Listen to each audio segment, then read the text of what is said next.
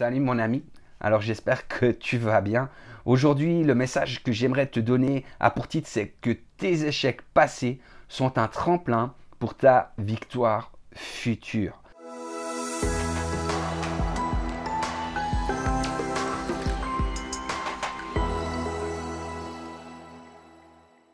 Je crois que c'est vraiment important ce thème parce que vous et moi, vous savez, on déteste avoir de l'échec. On déteste se tromper, on déteste faire faux, on n'aime pas ça. Quand les échecs durent, c'est vraiment la catastrophe. Mais une chose que je sais, c'est que lorsque on peut placer ces échecs-là dans la main de Dieu, je sais qu'ils prennent la capacité véritablement pour nous emmener dans des niveaux qu'on n'imagine pas jusqu'alors.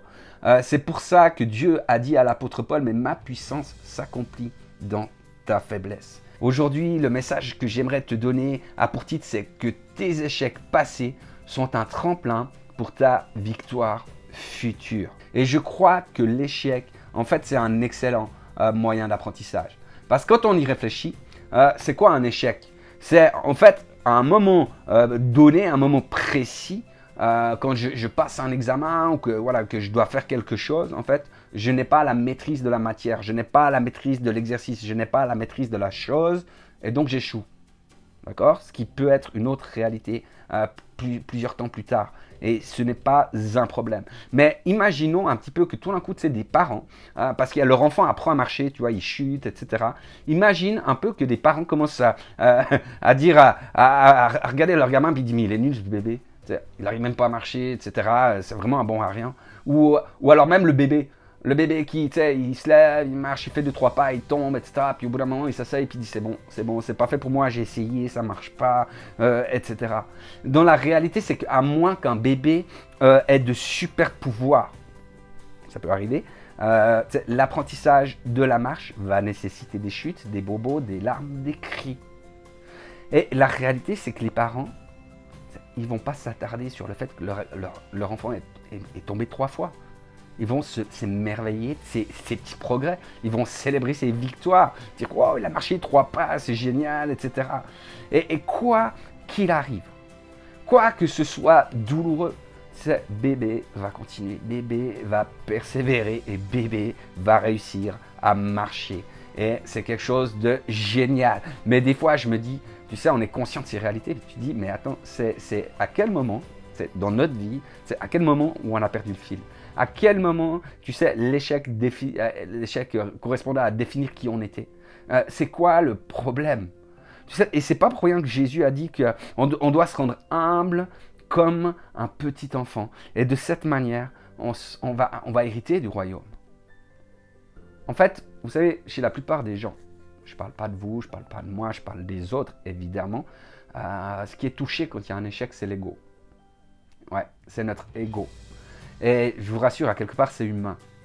C'est humain. Et d'autant plus qu'on est dans une société qui va prôner la réussite, tu sais, qui affiche les réussites sur les réseaux sociaux, etc., avec des filtres et tout cela. Mais on a un rapport qui est biaisé, non seulement avec la réussite, mais également avec l'échec. Et vraiment, je crois que quelqu'un doit entendre cela. C'est qu'en fait, notre identité, notre valeur, ton identité, ta valeur ne dépendent pas ni de ta réussite, ni de ton échec. Tu sais, on devrait se noter cette phrase à quelque part. Hein. Rappelez-vous ce que nous dit Jésus dans le livre de Matthieu au chapitre 7. Lorsqu'il explique qu'à la fin des temps, en fait, des gens viendront pour lui dire, Seigneur, Seigneur, est-ce qu'on n'a pas chassé des démons? Est-ce qu'on n'a pas fait beaucoup de miracles? On a prophétisé en ton nom, etc.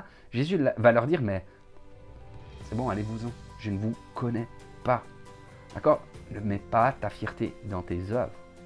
Ne mets pas ta fierté dans les réussites. Mets ta fierté dans la relation avec l'Éternel. Parce que le problème, c'est pas l'échec.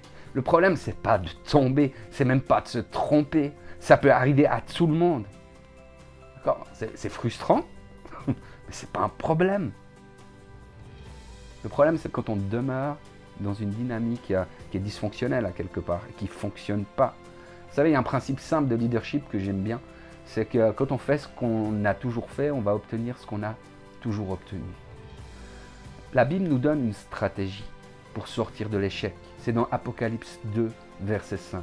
Souviens-toi donc d'où tu es tombé, repens-toi et pratique tes premières œuvres.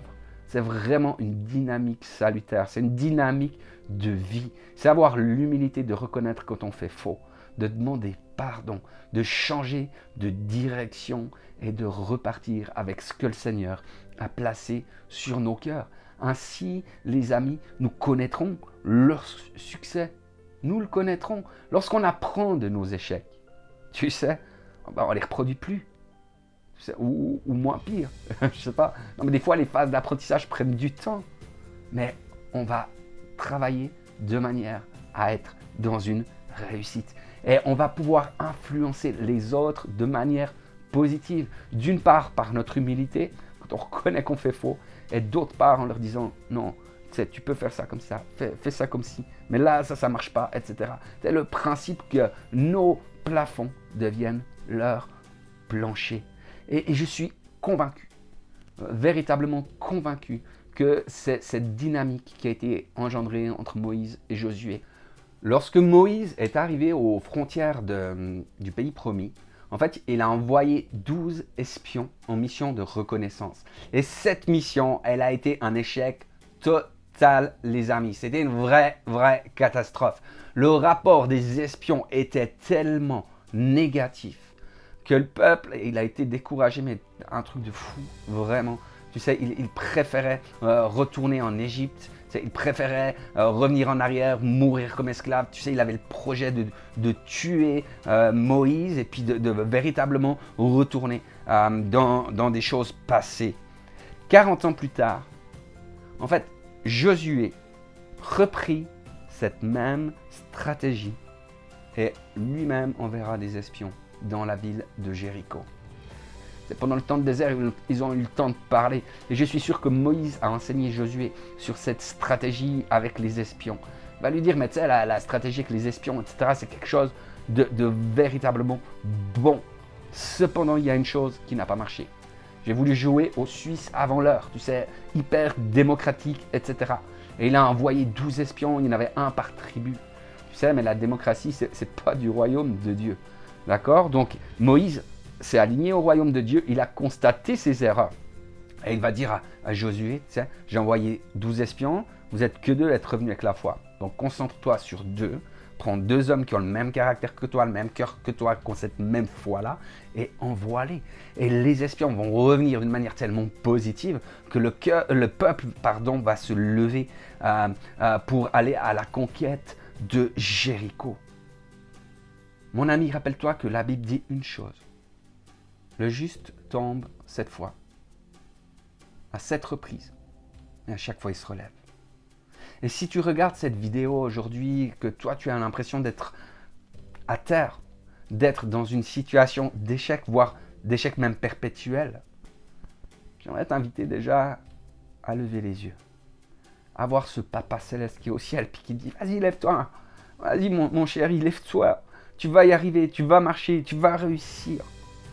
Lève-toi parce qu'il a créé de belles œuvres, il les a préparées d'avance pour que tu les pratiques et il sait que tu as la capacité de pouvoir le faire et que cela ne dépend pas de tes échecs.